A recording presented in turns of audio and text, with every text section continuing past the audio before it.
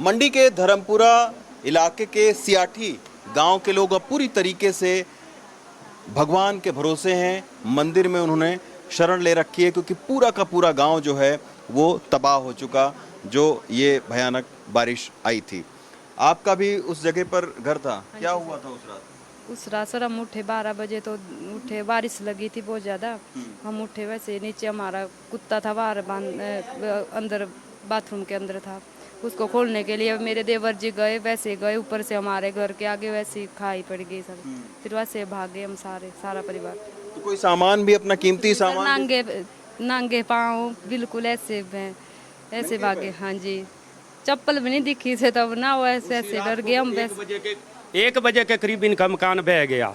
उससे नीचे काफ़ी मकान थे, जिसमें कि उसी रात को जैसे हमारे 5 मकान एक ही रात को 2 बजे से पहले पूरे बह गए, और लास्ट में 5 बजे के टाइम पे एक मकान और एक गौशाला वो साथ में बह गई। और आप सोचिए कि अगर कुत्ता भौंकता नहीं, रोता नहीं, तो शायद आप लोग सोते रह जाते। जी जी जी बिल्कुल सर। अच्छा, हाँ जी, इनका फ्रंट इनको कांटेक्ट में सबसे लास्ट में था। हाँ जी, जो मेरा घर गया था उसके बाद इनका घर, जो मैंने इनको कॉल किया है। हाँ जी साहब। तो आप लोगों ने एक दूसरे को बताया कि भाई हमारा घर गिर रहा है, अब आप लोग तुरंत निकले घर से। तो आपको कैसे पता लगा आपका घर गिर रहा है? क्योंकि सबके जो इनकी जो कॉलोनी है सर घर के नीचे, वो मेरे घर से नीचे है। मेरे घर से ऊपर दादा दादी का घर था, उसके नीचे मेरा घर था। जब मेरा घर गया तो मैंने इनको नीचे कांटेक्ट कर दिया था नहीं, रात। तो आप 12 बजे रात को कैसे जगे कि इतना? बारिश के कारण सर, जो कुत्ता चीख रहा था रात को, उसी की वजह से। तो आप सोचिए कि रात को 12 बज रहा था, कुत्ता अचानक चीखा, रोने लगा, तो ये उठे, इन्होंने देखा पीछे कि नाला है से बहुत तेजी के साथ में पानी आ रहा है और 10 मिनट के भीतर पूरा घर कोई सामान, सारा सामान चला गया। टोटली सर, मतलब नंगे पाँव हैं सारे, यही है जो मतलब पहना हुआ था और निकलने। अच्छा, सरकार की तरफ से कुछ मदद मिली है? सरकार की तरफ से हमें 10,000 रुपया मिला है, और जैसे डिपो का राशन हमें मिलता है, वो भी हमें 1 किट हमें मिली है, जैसे 1 महीने का जैसे मिलता है वो हमें मिला है। तो अब जब घर पूरी तरीके से खत्म हो गया, बर्बाद हो गया, तो यहाँ मंदिर में शरण ले रखी, कब तक आप लोग रोकेंगे? जब तक सरकार हमें हमारी व्यवस्था नहीं बनाए रखेगी, हमें जमीन नहीं देगी, तब तक हम यहीं रुके रहेंगे। तो आप देखिए, हालात बहुत ख़राब हैं। ये सारी महिलाएं उसी गांव की हैं, छोटे छोटे बच्चे हैं इनके पास में, और पिछले 1 हफ्ते से वो इसी मंदिर में, जो नैना देवी का मंदिर है, उसी में रुके हुए हैं। आसपास के लोग जो है वो मदद कर रहे हैं, खाने पीने की, सरकार की तरफ से भी राशन की मदद आ रही है। ये आप देखिए कि दवाइयाँ हैं, ये सारे लोग स्वास्थ्य विभाग से हैं। मैडम, आप लोग रोज यहाँ पर आते हैं? सर रोज आते हैं जी। तो किस तरीके से एक, अच्छा, आपको लगा कि एक मानसिक ट्रॉमा से भी ये लोग जूझ रहे हैं? हाँ जी सर, वही है मानसिक ज़्यादा इनको ना जी। अच्छा, जैसे एकदम से सब कुछ चले जाना ना जी, तो मानसिक तो होती है टेंशन जी। उसी की वजह से जैसे बीपी वगैरह हाई हो रहा है इनका, और कभी लो हो जाता है। 1-2 पेशेंट तो सरका काट पे भेजे। तो आप सोचिए, जिनकी अपने पूरी ज़िंदगी भर की जो जमा पूंजी है वो जब चली जाती है, तो उसकी वजह से बीपी हाई होना, एक मानसिक ट्रॉमा में रहना, ये सब जो है वो कॉमन यहाँ पर लोगों की बीमारियाँ हैं। ये आप देखिए, ये आपदा प्रभावित परिवारों की सूची है, बाकायदा मोबाइल नंबर इनके दे रखे हैं। ये 20 परिवार हैं जो कि उस गांव में, सियाठी गांव में रहते थे।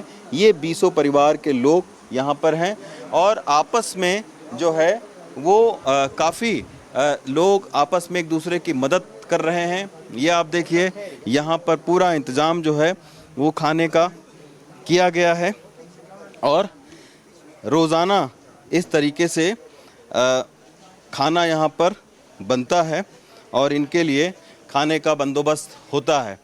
ये सारे लोग आप देखिए, सारे लोग राशन पहुँचा रहे हैं। कहाँ से आए हैं भाई आप लोग, कहाँ से का राशन है ये? हाँ, कौन? दरपा गांव से। देखिए, सबसे बड़ी बात ये, दरपा गांव के लोग राशन यहाँ पर लेकर आए हैं।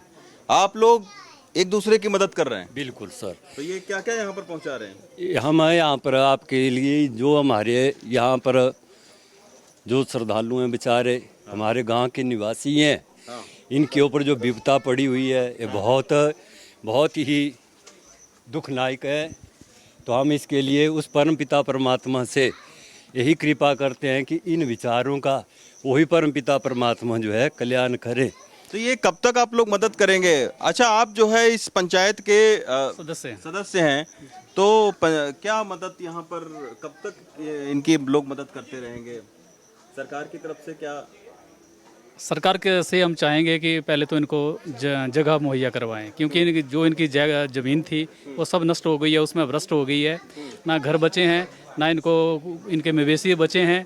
अब इनका हाल बेहाल है। तो ज़मीन जो है वो एक बड़ा मुद्दा है, क्योंकि बहुत सारे लोगों के घर एकदम से ख़त्म हो गए हैं।